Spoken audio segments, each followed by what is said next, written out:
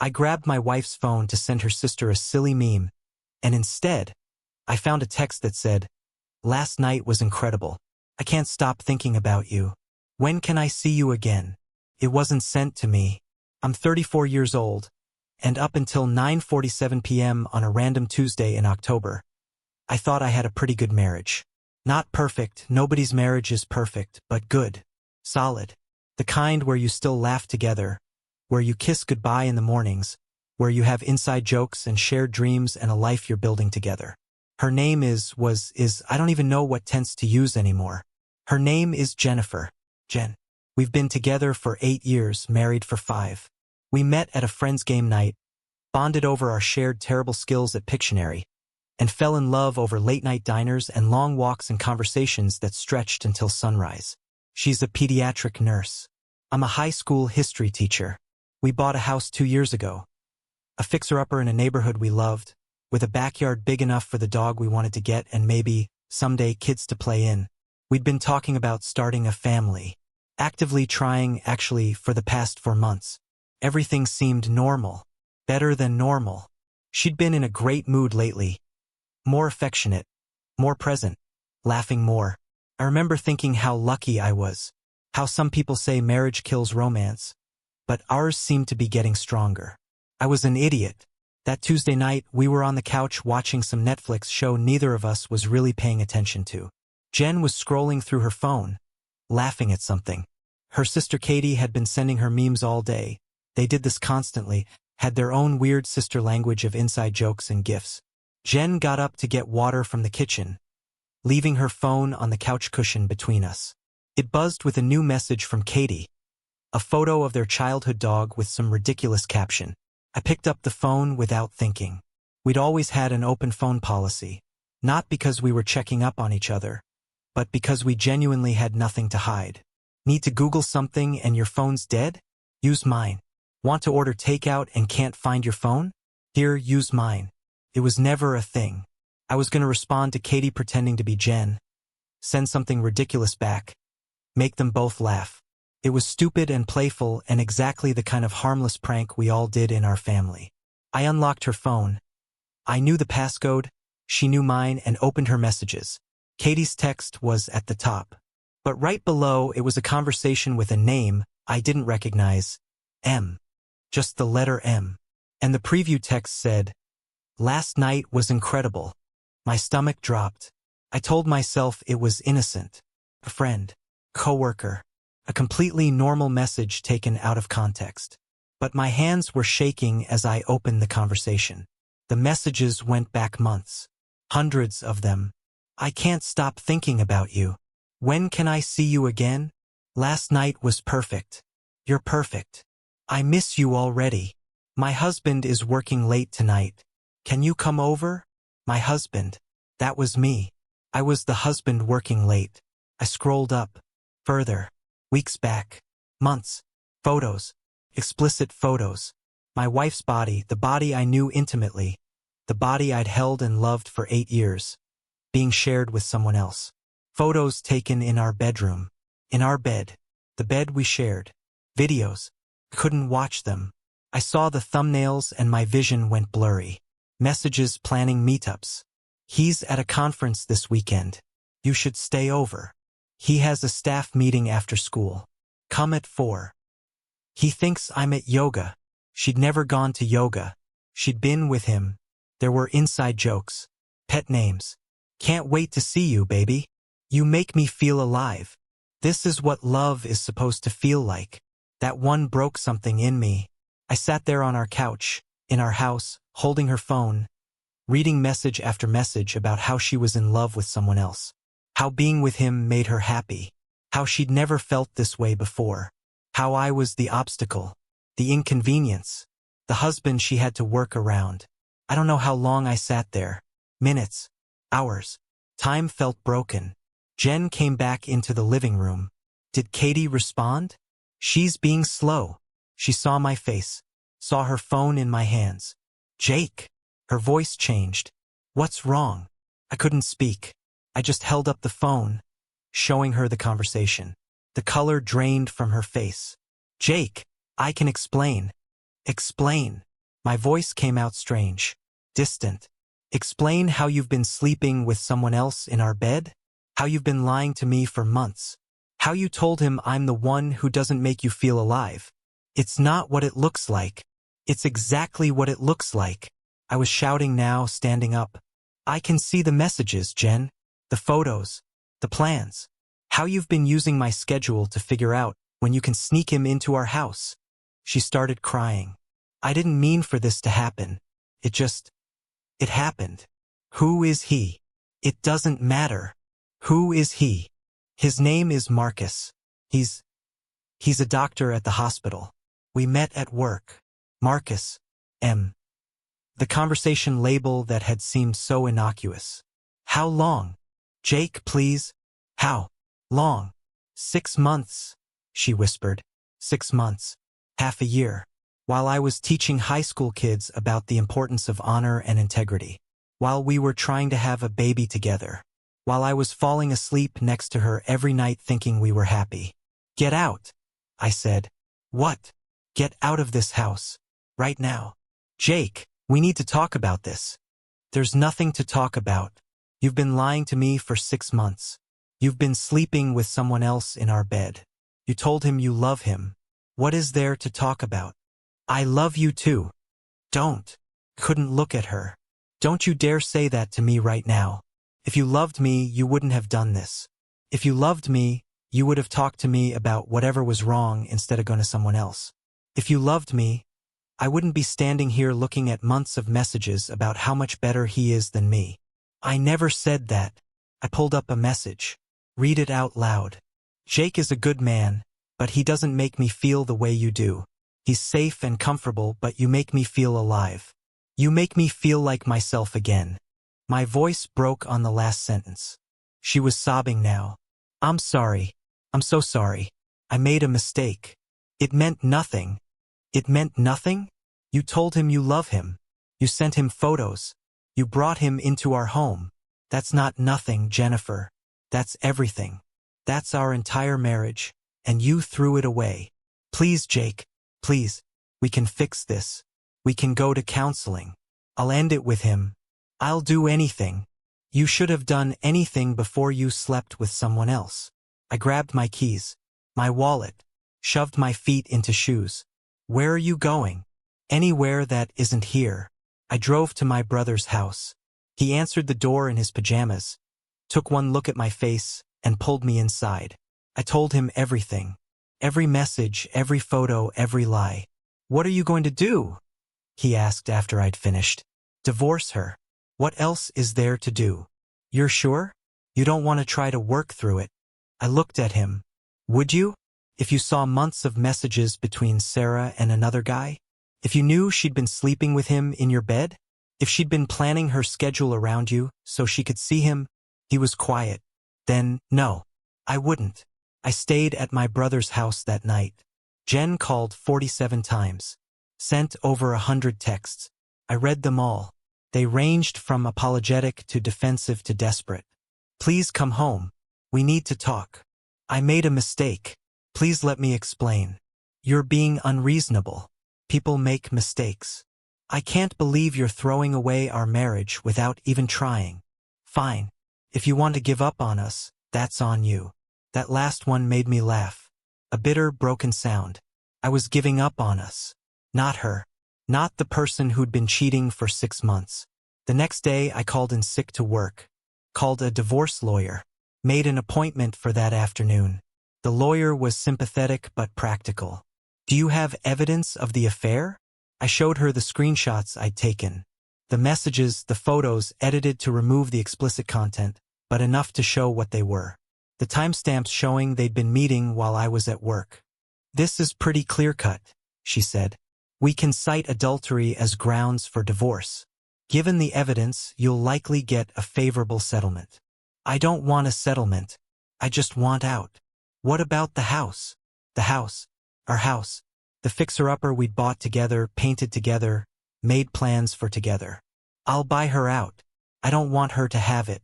I don't want her to bring him there. The lawyer nodded. We can negotiate that.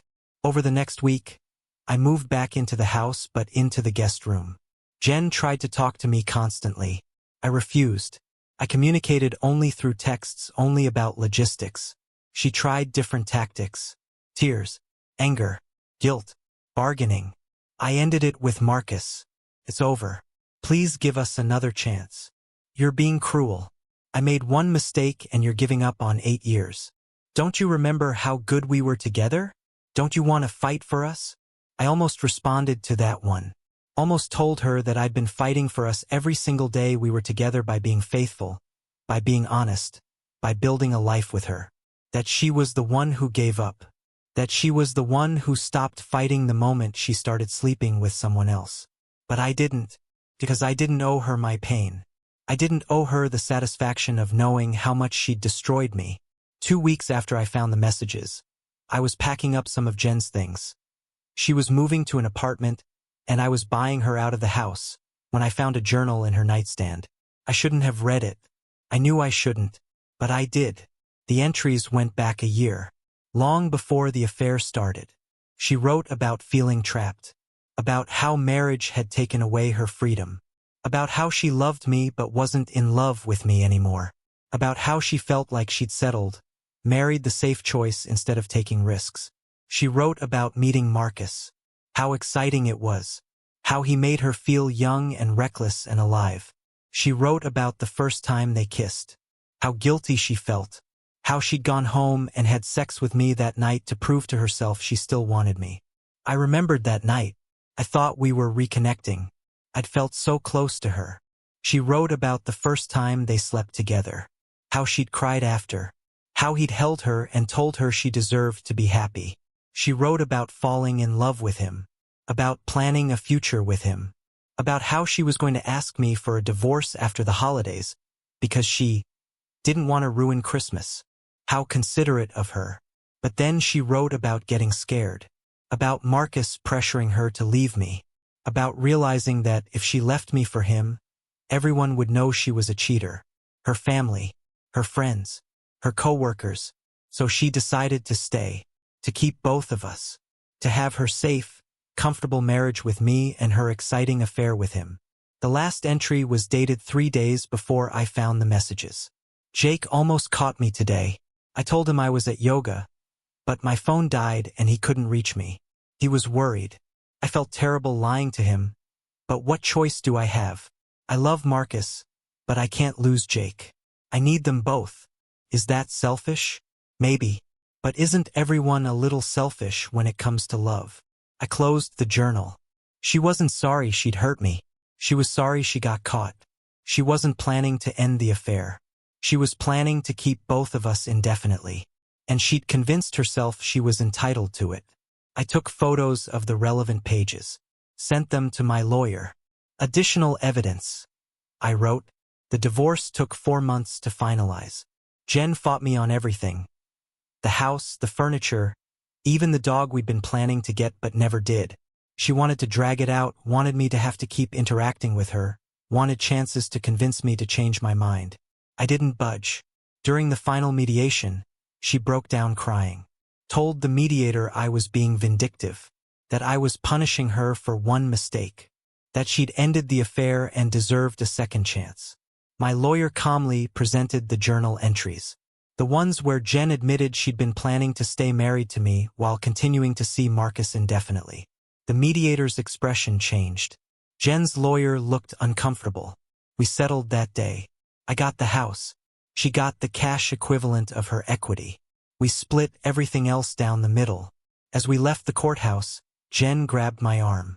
Jake, please, can we just talk? Just 5 minutes. I looked at her, really looked at her.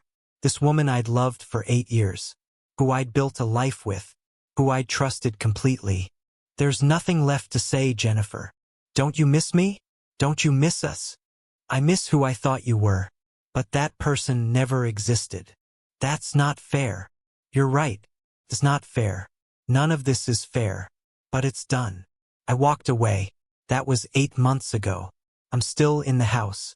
I've redecorated, new paint, new furniture, new bedding. Especially new bedding. I burned the old stuff. I'm in therapy. Learning to trust again. Learning that not everyone is a liar. Learning that I didn't do anything wrong, that this wasn't about me being insufficient. It was about Jen making selfish choices. I've started dating. Nothing serious yet. Taking it slow. But I'm learning what green flags look like. What healthy communication looks like. What respect looks like. Jen, from what I hear through mutual friends, is still with Marcus. They moved in together. They're happy. Good for them, I guess. They deserve each other. I found out recently, through her sister Katie, who reached out to apologize for not knowing and to make sure I was okay, that I wasn't the first. Wasn't the first what? I'd asked. The first guy she cheated on. She did the same thing to her boyfriend before you. Met you while she was with him. Told him she was working late but was really on dates with you. My blood ran cold. She cheated on him with me? You didn't know? I didn't know. She told me she was single when we met. That her last relationship had ended months before. She has a pattern, Katie said quietly. She gets bored. Finds someone new. Lines them up before leaving the old person. I should have warned you. I'm sorry. So I wasn't special. I was just next in line. And Marcus? He's probably not special either. He's just the one who happened to be available when she got bored of me. Eventually, she'll get bored of him too. Find someone else. Line them up. Keep them both for as long as she can. That's who she is. I'm glad I found out when I did. Glad I only wasted 8 years instead of 10 or 20. Glad we didn't have kids who would have to watch their mother lie and cheat. Glad I picked up that phone on that random Tuesday night. Because here's what I learned. Trust isn't just given. It's earned. And once it's broken, really truly broken, it can't be fixed. Not with counseling, not with apologies, not with promises to do better. Some things, once destroyed, stay destroyed. My marriage was one of them. But I'm not destroyed. Hurt? Yes. Changed? Absolutely. But not destroyed. I'm rebuilding. My life, my ability to trust, my sense of self-worth that took a beating when I read those messages about being safe and comfortable instead of exciting. And you know what? Safe and comfortable are good things. Stability is good. Loyalty is good. Honesty is good. Those aren't flaws. Those aren't boring. Those are the foundations of real love. Jen wanted excitement. She wanted the thrill of something forbidden. She wanted to feel young and reckless and alive. And she got it. At the cost of her integrity, her marriage, and my trust. Was it worth it? I don't know. I hope for her sake it was, because she gave up a lot. As for me, I'm learning to see the truth. I didn't lose a wife. I lost a liar. And that's not a loss. That's a release. Last week, I went on a date with someone new. Her name is Amy. She's a graphic designer with a sharp wit and a genuine laugh. When I told her, carefully nervously, that I was divorced and it was still kind of fresh, she nodded. Bad divorce or mutual thing? She asked. Bad. She cheated. I'm sorry. That's awful. It was. But I'm doing better. Good. She smiled. For what it's worth, she's an idiot. I laughed. A real laugh. The first one in months that didn't feel forced. We've been on 3 dates now. Taking it slow. Building something real based on honesty. And here's the thing. I'm not thinking about Jen anymore. Not constantly. Not every minute of every day. I'm thinking about my future. About the person I'm becoming. About the life I'm building. Not with someone else, but for myself. The life I thought I had with Jen was built on lies. It was beautiful and comfortable and safe, but it wasn't real. The life I'm building now is real. Smaller, maybe. Lonelier sometimes. But real. And that's worth more than all the fake happiness in the world.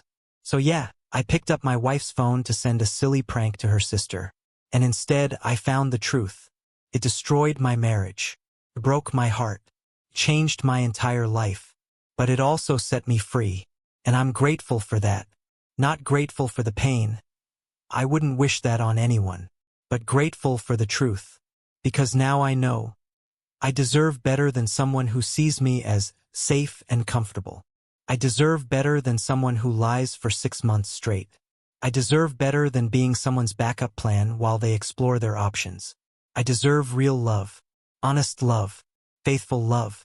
and I'll wait as long as it takes to find it. Because I know now what I won't accept, what I won't tolerate, what I won't forgive. That phone I picked up to send a joke? It showed me the punchline. And the punchline was, my marriage was already over. I just didn't know it yet. Now I do. And I'm moving forward. One day, one step, one real moment at a time.